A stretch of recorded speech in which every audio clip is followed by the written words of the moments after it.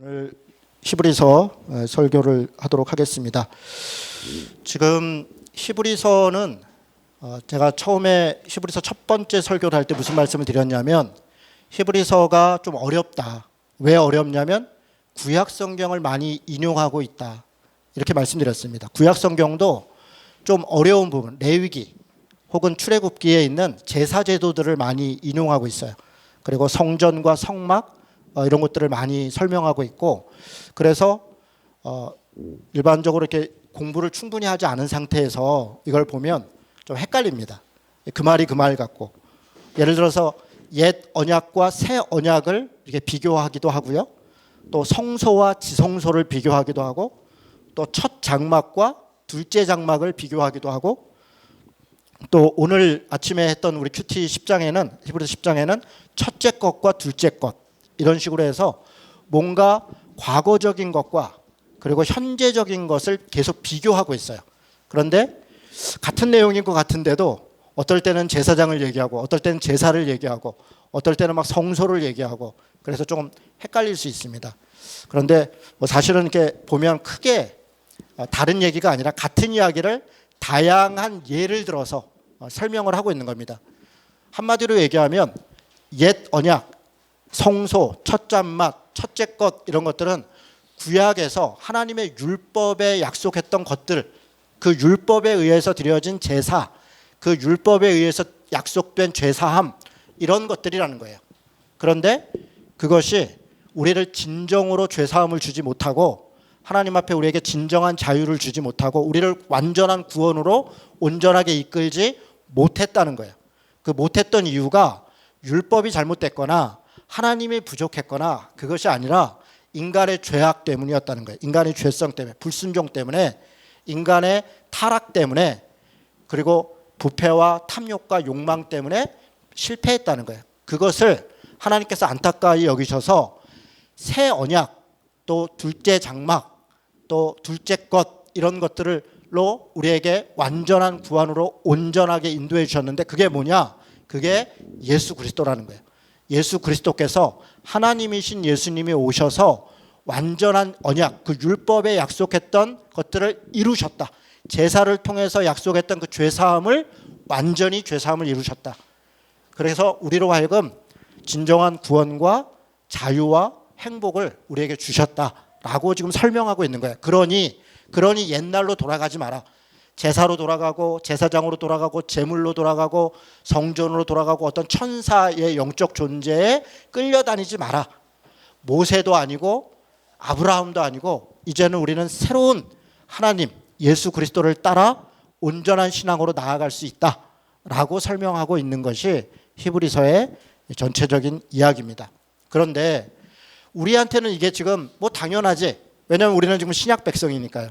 신약 성경으로부터 2000년이 지났고 이걸 반복적으로 읽었을 뿐 아니라 들었고 이미 우리가 고백하고 있기 때문에 제가 방금 말씀드린 게 하나도 충격적으로 들리지 않을 뿐 아니라 너무 당연한 얘기를 왜 저렇게 지루하게 썼고 목사님은 매주 저렇게 또 얘기를 하나, 그렇게 생각이 드는 게 저는 당연하다 생각합니다. 왜냐하면 우리에게는 너무 익숙하니까. 그런데 이 글을 읽었던 2000년 전에 첫 그 성도들, 유대교였다가 그리스도인 된 사람들 입장에서는 엄청난 충격적인 상황입니다. 왜냐하면 그들에게 있어서는 성전이 가장 중심이에요. 우리가 역대기를 같이 설교도 하고 큐티도 했었지만 돌아와서 성전 중심 신앙을 회복했던 거 아닙니까? 성전 중심 신앙을 회복해서 우리가 하나님 중심에서 나 중심으로 살았던 것들을 돌이켜서 성전을 짓고 그 성전 안에서 하나님의 말씀을 따라 살자. 그렇게 회복했던 게 이스라엘 신앙의 역사였단 말이에요. 그 당연시 여겼단 말이에요. 그렇게 스룹바벨 성전이 있었고 그렇게 예루살렘 성전을 세웠던 거예요. 그렇게 솔로몬 성전이 있었던 거고요.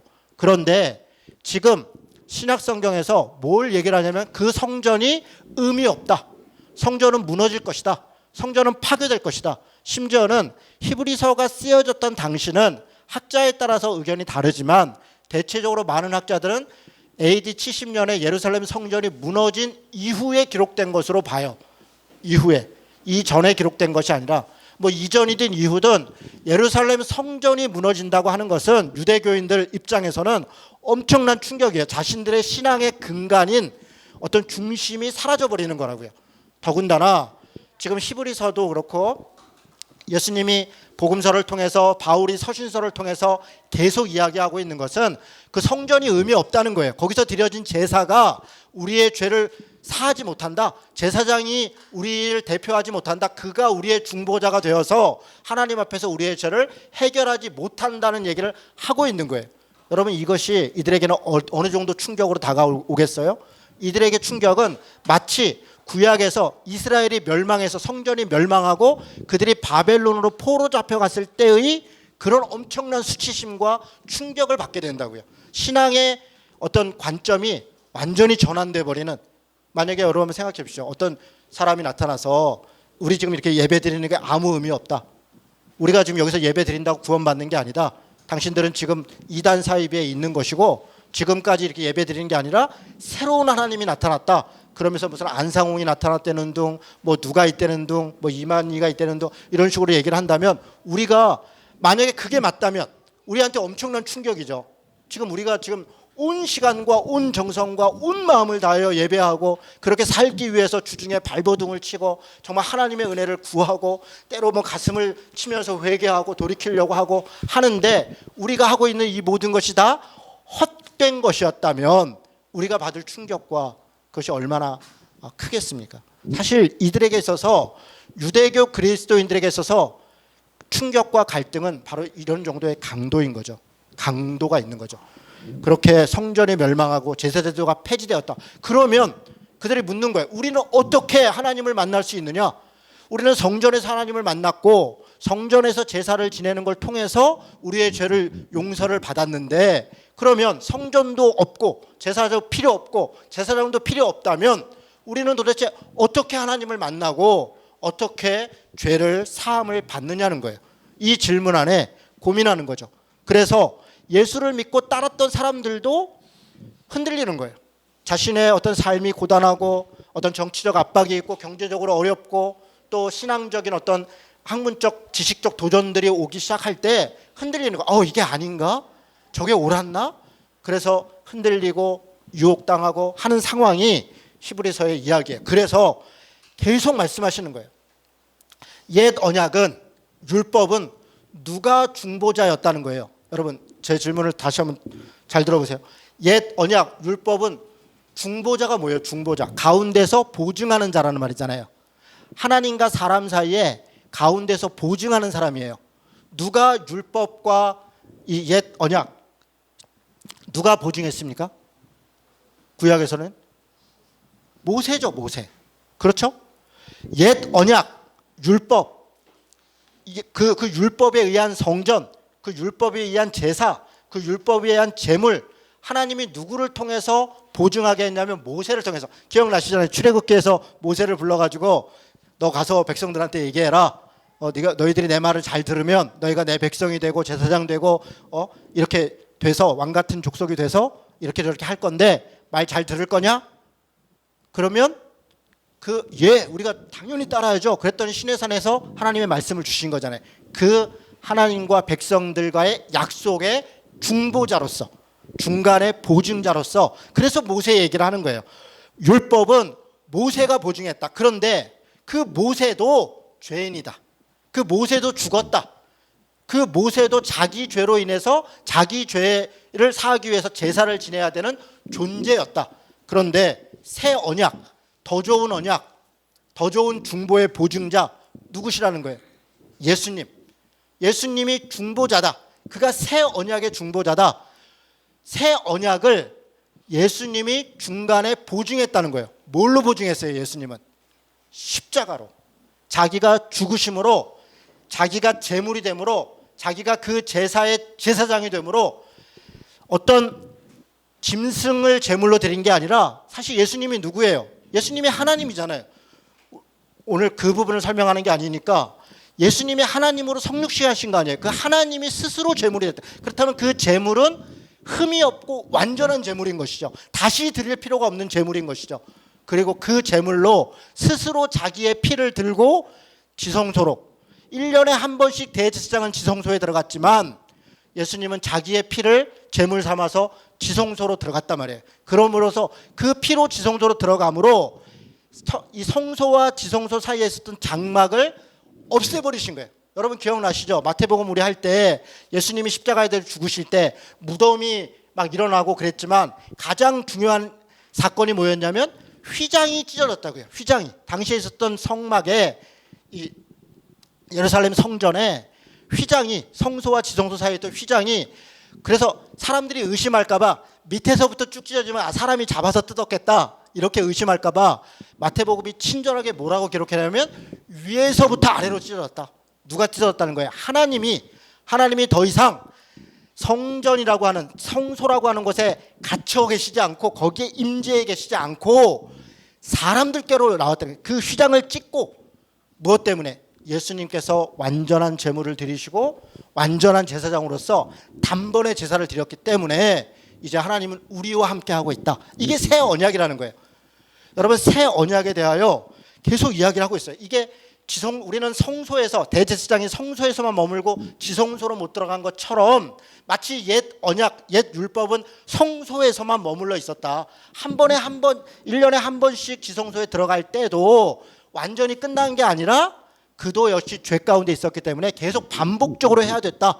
그러나 예수 그리스도는 휘장을 뜯고 자기의 피로 제물을 드리시고 온전히 우리 가운데 하나님이 나오시도록 했다. 지금 그 이야기를 하는 거예요. 자, 그렇다면 여기까지 여러분 이해가 되셨어요? 새 언약이 뭐냐? 새 언약이 뭐냐? 예레미야 31장부터 보겠습니다. 예레미야 31장. 제가 보니까 이 새 언약을 많은 분들이 제일 헷갈려해요. 잘 이해를 못하신 것 같아요. 새 언약이 뭔지를. 자, 새 언약. 예수님은 이 새 언약을 이루기 위해 오신 것인데 새 언약은 뭔가? 예레미야 31장 31절부터 33절까지 찾으셨으면 같이 읽겠습니다. 자, 시작. 여호와의 말씀이니라. 보라, 날이 이르리니 내가 이스라엘 집과 유다 집에서 새 언약을 맺으리라.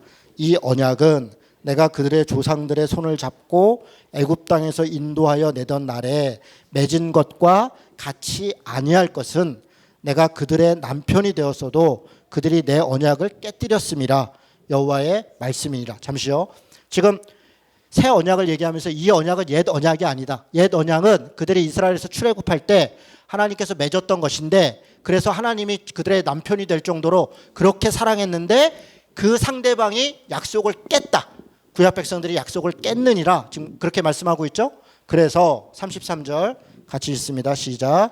그러나 그날 후에 내가 이스라엘 집과 맺을 언약은 이러하니 곧 내가 나의 법을 그들의 속에 두며 그들의 마음에 기록하여 나는 그들의 하나님이 되고 그들은 내 백성이 될 것이라. 여호와의 말씀이니라. 자, 새 언약이 뭐라는 거예요 지금? 뭐라 그러는 거예요 지금? 하나님의 말씀을 어디다 둔다는 거예요? 마음에. 원래는 그 말씀이 어디에 있었어요? 돌판에. 그리고 조금 지나서 그게 뭐 파피루스니 뭐 양피지 가죽이니 이런 문서로 있었던 거죠. 그러니까 옛 언약은 사람이 기록한 어떤 돌판이나 문서에 있었어요. 자, 이 말은 무슨 얘기냐면 잘 보세요. 문서에 있으면 지금 우리 성경도 마찬가지인데 지금 이 이야기를 정말 잘 이해하셔야 돼요. 우리 성경도 마찬가지지만 문서에 있고 돌판에 있으면 누가 읽어야 돼요? 내가 읽어야죠. 내가 읽어야 됩니다. 그리고 누가 순종해야 돼요? 내가 순종해야 되죠.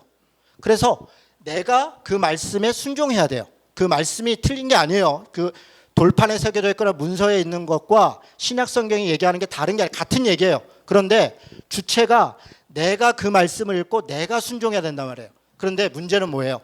내가 순종해야 되는데 내 안에 죄가 있는 거예요. 내 안에 탐욕이 있고 욕망이 있는 거예요.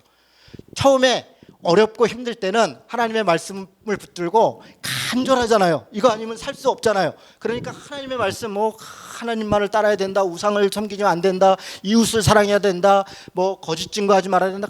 이런 말씀을 보면서 너무 간절한 마음에 그래 내가 이 말씀을 따르면 이집트 백성과 다르게 가나안 백성과 다르게 정말 하나님의 백성으로 우리가 하나님 앞에 잘 살 수 있겠구나. 우리가 행복할 수 있겠구나, 그런 간절함으로 그 말씀을 따라요. 그래서 하나님이 복을 주셔요. 정말로 그 말씀에 순종하는 백성들에게 하나님께서 의와 공평을 따르는 나라로 그렇게 나라를 세운단 말이에요. 그런데 문제는 뭐예요? 내 안에 욕망과 탐심이 있는 거예요. 그래서 살만해지는 거예요. 이제 권력도 생긴 거예요. 돈도 생긴 거예요. 그 다음부터는 하나님의 말씀에 순종하는 게 아니라 하나님의 말씀을 내 마음대로 이용하기 시작해요. 돌판에 있는 말씀과 문서에 있는 말씀 중에 내가 듣고 싶은 것만 듣고 보고 싶은 것만 보고, 그래서 지금 구약성경이 계속 그 얘기하는 거예요. 물이 바다와 같이 넘치는데 먹을 물이 없다. 너희가 듣고 싶은 것만 듣고 보고 싶은 것만 본다. 하나님의 말씀에 공평과 정의를 버리고 오직 그냥 율법과 형식과 이런 것들에 하나님을 섬긴다라고 형식만 남아있다. 그 온전한 사랑, 하나님이 우리를 뜨겁게 사랑한 것처럼 우리가 정말 하나님을 사랑하고 그 사랑으로 이웃을 사랑해야 되는 그 사랑들을 다 잃어버리는 거예요. 그래서 땅을 나눠줬던 자들이 또 옆에 있는 땅을 빼앗아 오고, 그러면서도 그런 각종 행동들을 하는 것도 하나님의 말씀으로 한다고요. 예를 들면 나봇의 포도밭이 그랬죠. 아합 왕이, 이세벨이 나봇의 포도밭을 뺐을 때 그냥 무턱대고 권력으로 뺏은 게 아니라 하나님의 말씀을 따라서 뺏었다니까요. 두세 사람이 증언을 하고 재판을 열고 그렇게 저렇게 해서 정당하게 뺏었단 말이에요.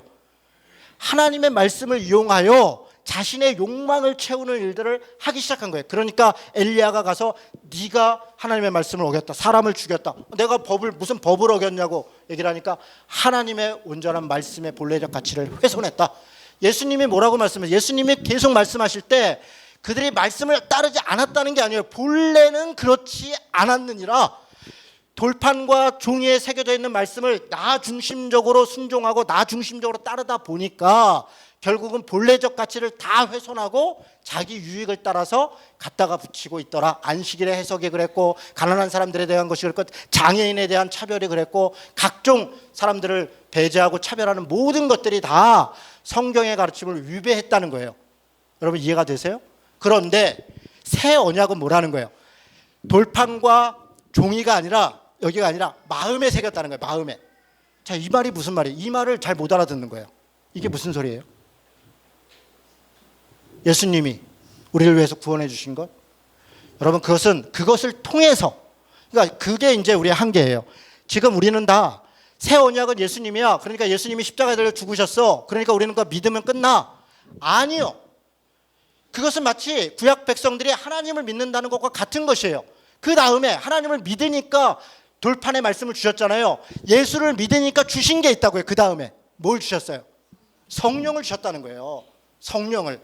그 부분을 뒤에 설명해. 그러니까 이 부분은 꼭 넘어가지 않으니까 예수를 믿는, 그러니까 자의적 신앙, 계속 구약식,적 율법적 형식적 신앙에 계속 매여 있는 거예요. 우리가 계속 그 예수 그리스도를 믿으면 된다, 거기서 딱 멈춰 있으니까. 자, 그래서 다시 34절 보겠습니다. 31장 34절. 그들이 다시는 각기 이웃과 형제를 가르쳐 이르기를 너는 여호와를 알라 하지 아니하리니 이는 작은 자부터 큰 자까지 다 나를 알기 때문이라. 내가 그들의 악행을 사하고 다시는 그 죄를 기억하지 아니하리라. 여호와의 말이니라. 새 언약이 임하고, 그리고 우리 마음에 하나님의 말씀이 신비에, 마음 심자에, 마음의 비석에, 마음밭에 신비에 새겨지면, 그러면 무슨 일이 돼? 다시는 형제에 대하여, 이게 뭐 첫 번째, 내가 여호와를 알아야 되는데 그렇게 말해. 이미 여호와를 안다는 거예요. 여호와를 안다. 그리고 우리의 죄를 다시는 기억지 않는다. 죄가 온전히 해결돼. 그러니까 제사를 더 이상 드릴 필요가 없는 것이죠. 여러분, 제가 묻겠습니다. 지금 우리 제사 지내고 있는 거예요? 우리 예배가? 우리가 죄사함을 받으려고 제사에 나옵니까?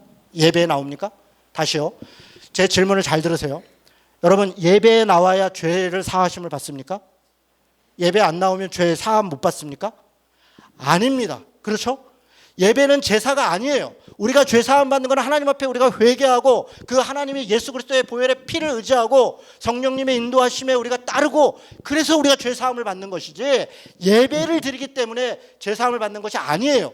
예배는 왜 드려요? 그렇게 죄 사함을 받은 자들이 하나님을 감사하고 찬양하고, 혹은 우리 안에 있는 여러 가지 불편함들을 이 시간을 통하여서 고백하고 서로 교제하고 하나님의 말씀을 배우고, 그것이 예배인 것이, 이건 제사가 아니에요.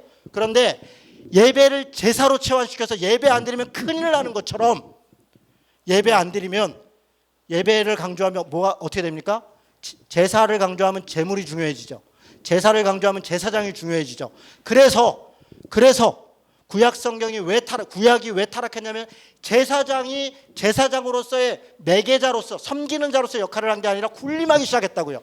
제사가 죄사함의 수단이 되니까 제물을 잘 드렸니 안 드렸니 그것으로 사람을 평가하기 시작하고 그것을 평가하는 제사장이야말로 절대적 권력과 절대적 권한을 가지게 되었단 말이에요. 그래서 예수님 시대에도 제사장들이, 대제사장들이 혹은 장로들이, 사두개인들이 이스라엘 땅의 한 7, 80%에 되는 권한을 가지고 그들이 그렇게 그런 권력으로 땅도 차지하고 돈도 차지하고 사람도 노예로 만들고 그렇게 했단 말이에요. 수많은 사람들을 노예로 만들었다고요. 종교가 사람을 노예로 만들었단 말이에요.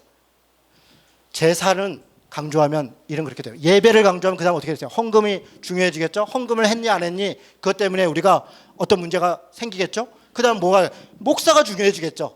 그것에 대해서 권한을 가지고 있는. 그러니까 지금 우리 한국교회의 모습이 딱 구약 성경에 제사 지내고 제물 드리고 제사장을 섬기는 그런 타락한 모습으로 똑같이 변질돼 버린 것이에요.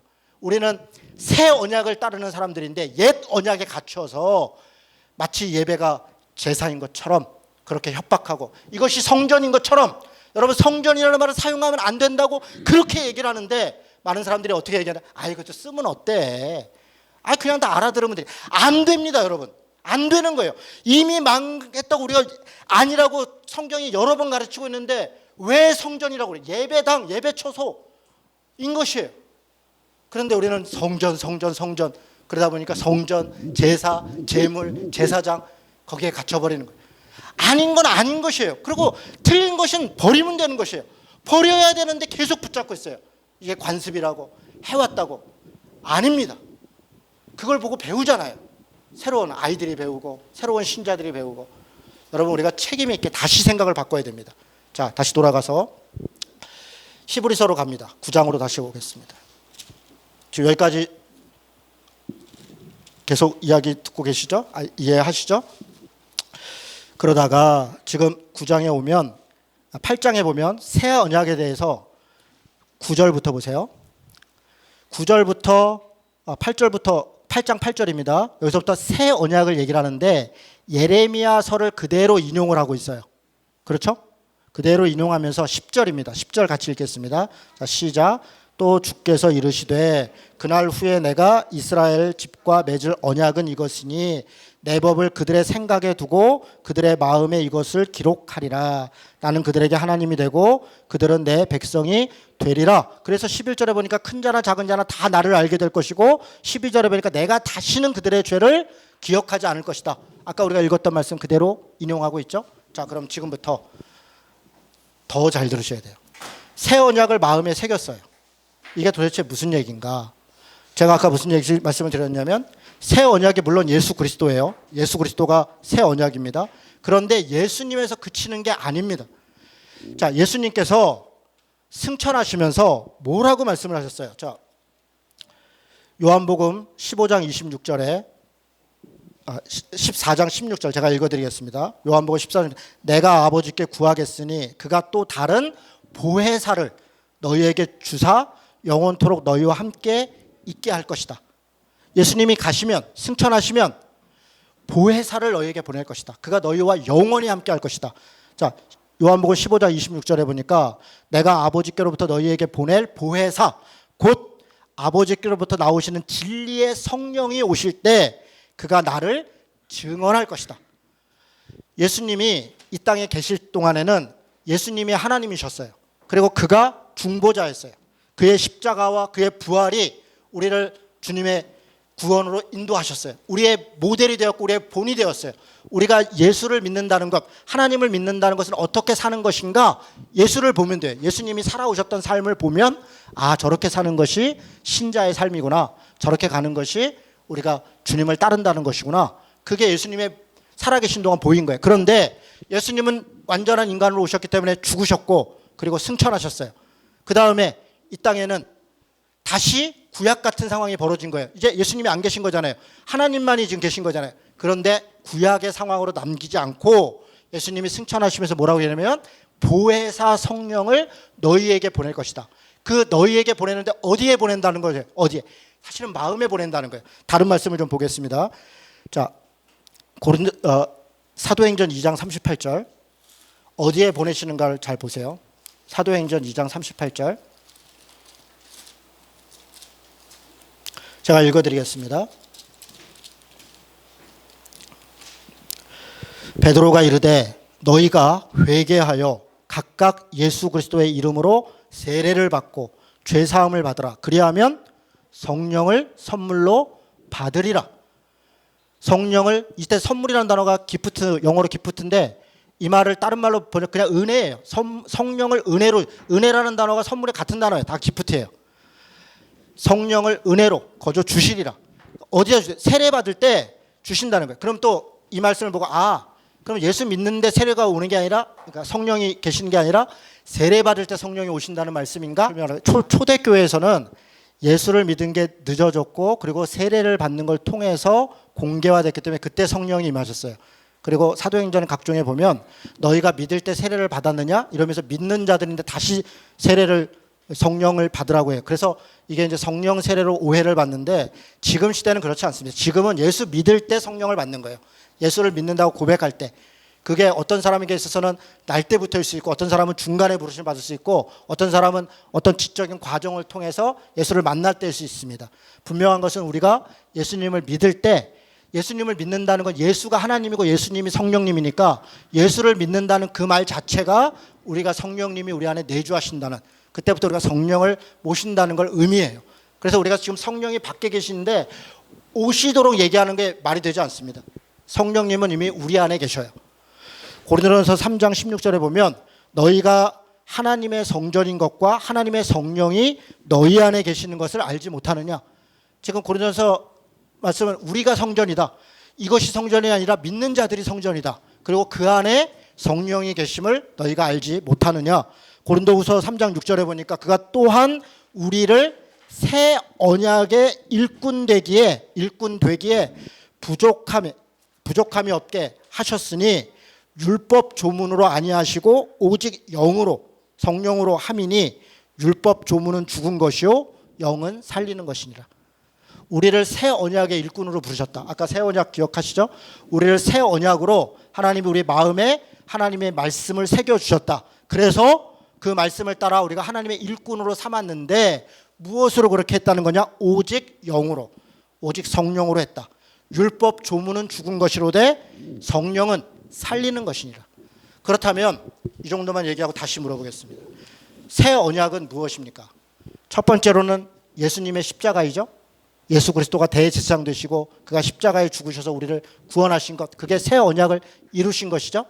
여기서 멈춘 겁니까? 아니요.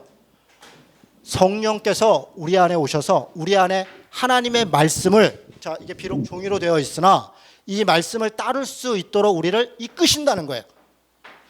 그 구약과의 차이는 구약 성경에서는 내가 내 욕망으로 돌판에 있는 또 문서에 있는 말씀을 가지고 그것으로 내가 하고 싶은 대로 했지만 지금 성령을 따르는 우리들은 이 말씀을 읽고 순종할 때 내가 읽고 싶은 대로 내 욕망대로 하는 것이 아니라 성령의 인도하심을 받아야 된다는 거예요. 받고 있다는 것이에요.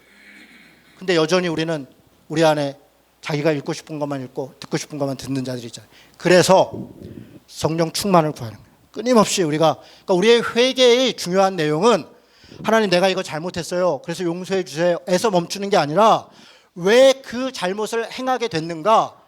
결국 내 안에 있는 성령 충만함을 상실하고 다시 나 중심으로 돌아간 것이에요. 성령 소책자라는 책으로 얘기하면 내 마음에 의자가 있는데 예수님을 영접했을 때 더 이상 나로 말미암아 살지 않고 성령으로 예수님으로 살기로 해서 그 마음의 왕자에 성령님이 앉아 계셨다고요. 나는 그 밑에 있었다고요. 그런데 욕망과 욕심이 살아 올라가서 어느 순간 예수님을 밑으로 내려놓고 성령을 내려놓고 내 욕망으로, 심지어는 성령을 내가 부리는 것처럼 내 욕망을 위해서 이용했다고요. 그래서 우리가 회개할 때는 내 중심으로 생겨서 누군가의 것을 빼앗고 누군가를 미워하고 누군가를 폭력을 행사하고 누군가를 차별하고 더 사랑하지 못하고 이랬던 것들이 나 중심에 여전히 있었다는 거예요. 그래서 하나님 그거 용서해 주세요. 그거 잘못했어요. 에서 그치는 게 아니라 성령께서 충만하게 나를 인도해 주세요. 성령이 나를 이끌어 주세요. 우리의 기도가 거기까지 가는 거예요. 그래서 우리가 성령 충만을 구하는 것이에요. 우리의 기도가 마치 도덕적 잘못을 반성하는 반성으로 그치는 것이 아니라 하나님의 성령으로 회복되는 성령 충만함으로 나아가야 다시는 그런 죄 가운데 거하지 않고, 그런 죄 가운데 거하더라도 다시 회개하고 돌이킬 수 있는 믿음의 용기가 우리 안에 있는 것이, 그게 마음에 새겼다는 거예요. 그것이 하나님의 말씀을 우리가 따르는 삶으로 우리를 이끈다는 것이에요. 그것이 새 언약이라는 거예요. 새 언약의 이야기가 핵심이 겁니다. 한 가지 더 이야기를 하면요. 그러면 내용은 뭐냐? 자, 새 언약의 모양은 구약 성경의 옛 언약은 돌판과 문서에 새겨진 하나님의 말씀이었어요. 이게 모양이었어요. 그리고 내용은 뭐였어요? 구약 성경의 그 내용은 한마디로 얘기하면 하나님을 사랑하고 이웃을 사랑하는 거예요. 여러분, 이게 우리가 또 착각하는 게 구약 성경은 하나님만 사랑하라고 말씀하셨다. 아닙니다. 구약 성경도 하나님을 사랑하는 것처럼 이웃을 사랑하라. 이게 레위기 19장 18절의 말씀이에요. 이웃을 내 몸같이 사랑하라. 그 말씀이 신약에 처음 한 말이 아니라 구약의 말씀이에요. 그래서 공평과 정의를 행해라. 이게 다 사랑하라는 얘기예요. 공평과 정의를 행해라. 이게 구약이에요. 그런데 그들이 따르지 못했어요. 형식은 새겨져 있는 거고 내용은 사랑이었어요. 자, 신약은 어떻습니까? 형식은 예수 그리스도의 죽으심이고 성령이 우리 안에 임재하신 거예요. 이게 형식이에요. 그렇죠? 우리 안에 마음밭에 성령님이 임재하셨다고요. 내용은 뭐예요, 그러면? 그래서 우리가 따라야 될 내용이 뭐예요? 그게 새 계명이라고 얘기했는데 요한복음하고 요한일서에 보면 새 계명을 너희에게 주노니 이것은 옛 계명이 다른 것이 아니라 옛날부터 있었던 것이다. 새 계명을 너희에게 주노니 너희가 어떻게 하라고요? 서로 사랑하라.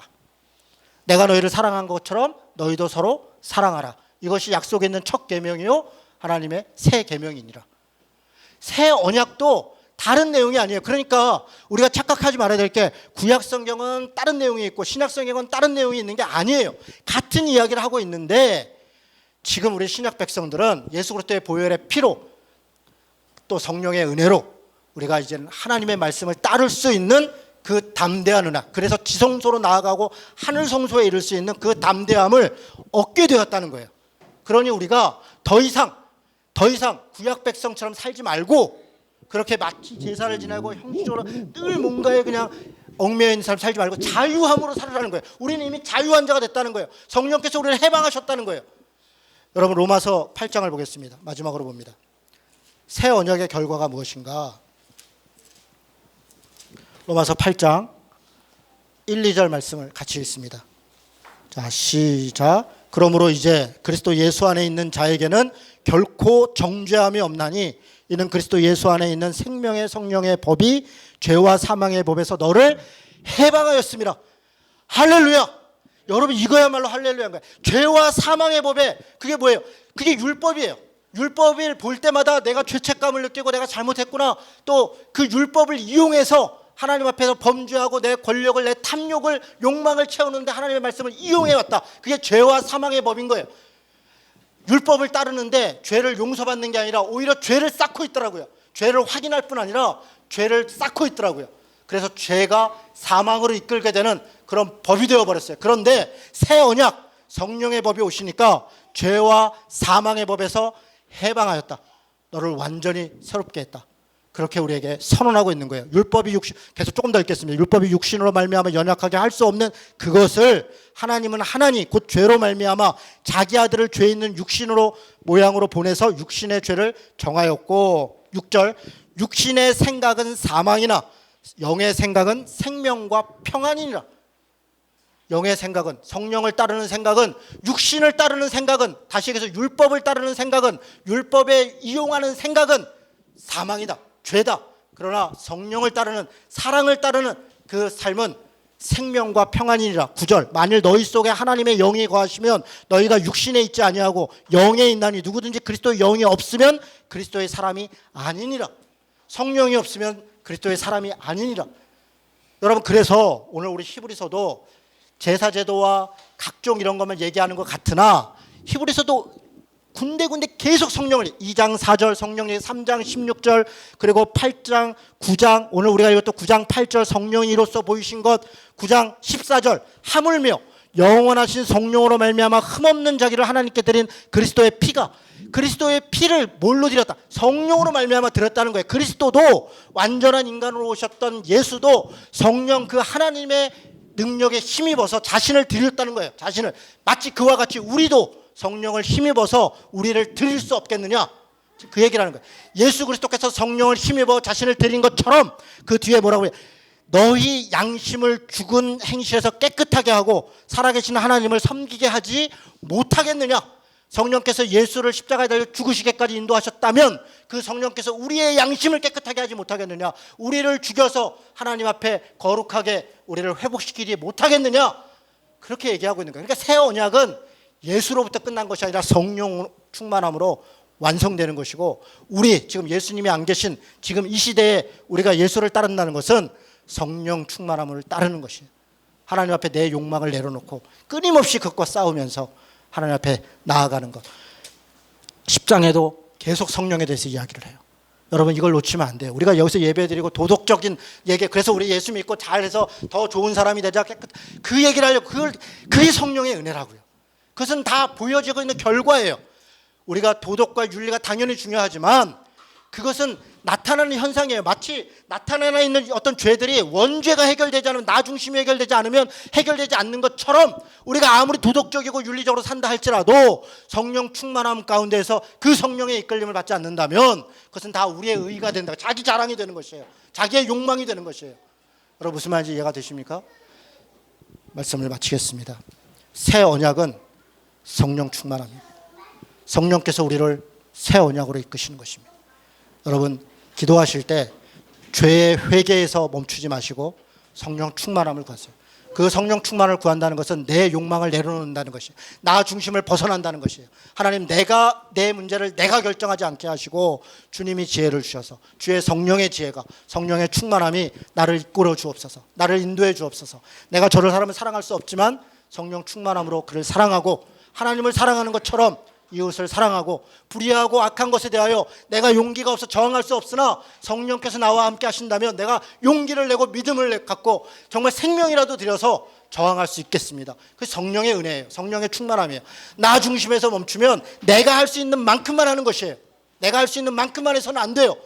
예수 믿는 사람들은 성령의 이끄심을 따라 그 선을 넘고 그 벽을 넘고 그래서 하나님의 보좌 앞에 담대히 나아가는 것. 그것이 우리가 이 말씀을 읽고 따르는 새 언약 백성으로 사는 삶이다. 그렇게 믿습니다. 이 믿음으로 사시기를 주님의 이름으로 축원합니다. 아멘.